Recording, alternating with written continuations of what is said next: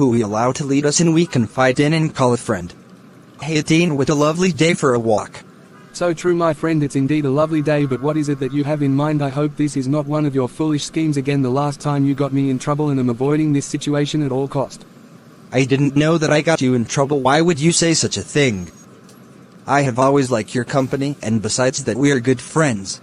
And if that is so and you don't let me know that you were in trouble or got into trouble, I wouldn't have known, for there is no possible way that I could have known or read your mind. And besides, the last time you and I met up we had such fun laughing at the people going by and the pranks we pulled on them, so how is this trouble anyhow? I know that we are friends and there is no question about that, but that doesn't mean that you can't get someone in trouble simply because you are a friend, wouldn't you think?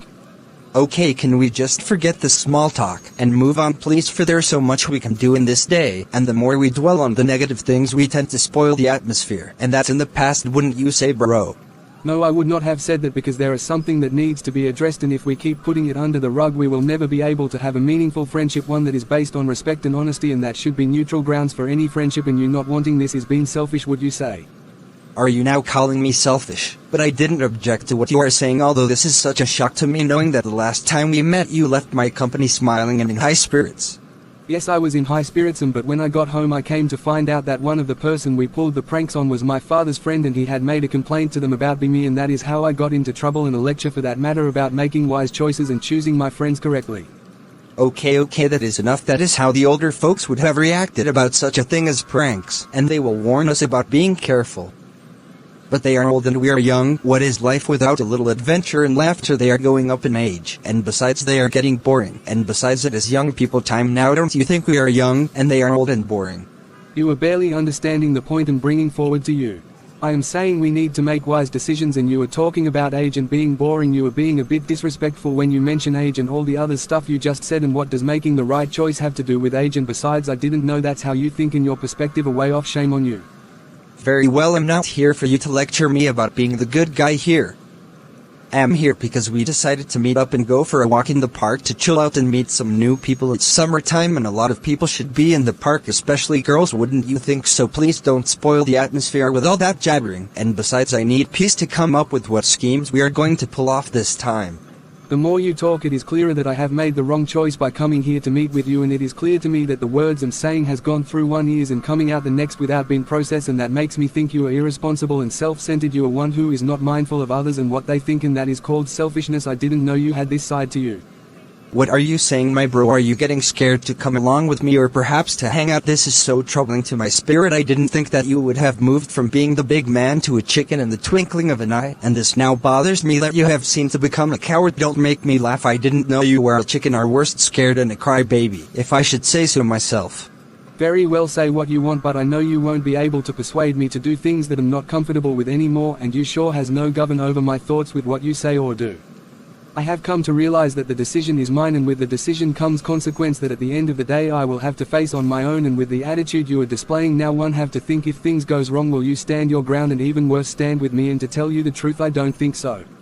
Very well, you have said a lot, and it somehow has managed to place some thoughts in my mind, but I chose not to react to them because my mind is set on having some fun today, and come what may, you and no one will have the ability to spoil my day. I'm young, wild and free, and I am going to keep it that way for a while, whether you like it or not, whether you come with me or not either. But I'm moving on from this place into the park. By the way, are you coming or not? I am here already, so I see no harm that it can do in going to the park, but the moment you do anything stupid or reckless I am out of here like the wind, because I have made my mind up. If persons that are around don't show me the necessary respect that I deserve, or I have shown them is not being returned to me, I'm stepping out of that friendship, and even worse, the relationship and association. Do you get it, bro?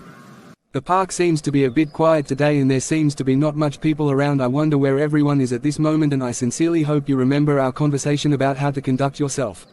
What are you now, my guidance counselor, or my parole officer? The last time I checked I was not in prison, and was surely not in the need for a counselor. Just chillax and allow the breeze to blow on your bald head, and cool your brains down a little, for you are surely overreacting. All of a sudden you have become a goody-goody, and deep inside of you I know there's a little devil that wants to come out, so relax a little. That sort of conversation makes me feel a bit bored, and besides I have never made claims that I have a devil on the inside, or that the devil is my friend, for I surely know what is good or evil and how to stay far from evil, and that is why we are having this conversation in the first place, to get things in order. I know that there is no end to this conversation, that's why I hope you would have taken a break from all this chattering, or someone would have shown up to distract you and put your brain on pause, if you know what I mean. But since neither of this is happening, why don't you tell me who you consider to be a good friend, and when you are done doing it, tell me if I am your friend or not, or I should be on my way. Wait a minute, are you trying to make me feel guilty by your words just because I ask of you to do the right thing? Come on now, I thought you were more mature than that, and maybe you would be willing to learn and do the right thing, for it's not going to kill you to be different and not be so difficult with your thoughts and actions, bro. Shame on you. Come on now, let's do the right thing. The only thing that is on my mind right now is to have some fun, no matters what type of, as long as it is accomplished. Then maybe I will worry about the consequences later. Who cares, as long as I'm satisfied, and you can too if you would stop trying act as if you are a good decent citizen. I know that is fake, and or are you trying to fool with that new attitude? Come on bro, do you remember our creed, rebels to the end? That's what I meant, so why are you being a baby about it now? Shame on you. Now that you put it that way, I want to make it clear that the vow is now broken, and I will just try to educate you as to who a real friend is, bro. A friend look out for his brother, a friend is trustworthy, a friend is honest, someone who you can depend, one who doesn't carry a grudge and lift up his brother, he protect and guide and influences you in the right path, and friend corrects out of love and is not self-seeking. A friend never puts his brother down just to be seen. A real friend operates selflessly and always put others first, and as scripture says in the Bible in John 15:13, greater love has no one than this, that one lay down his life for his friend. And other scripture, Proverbs 17:17 say, a friend loves at all times and a brother is born for difficult time. I have never seen this side of you, but it seems that I may have been out of place and harsh with my attitude towards you, and it have me thinking that I'm not worthy of your friendship, because all this time you have been trying to put up with my stupidity and was there for me and just couldn't see it because I was blinded by my own selfishness. I just want to say how sorry I am, bro, and now that you shed a light on what a genuine friend is, I got to evaluate myself and the kind of friendship I have with others, and do the right thing. What you say about that, for starters?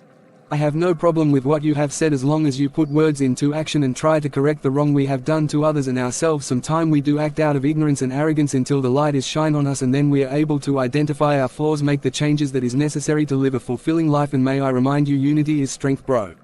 I have often thought to myself there was something strange and different about you, because no matter what I said or did, you have always tolerated my ignorance and stupidity, bro, and I'm happy you didn't give up on me. You are the definition of a true friend. I guess that is what genuine friends do, look out for each other no matter what situation arises, with honesty and fairness towards each other, and the rest will fall into place. It is birthed out of love, with God's love in our hearts, patience, kindness, forgiveness, trust and compassion. That's all there is to it.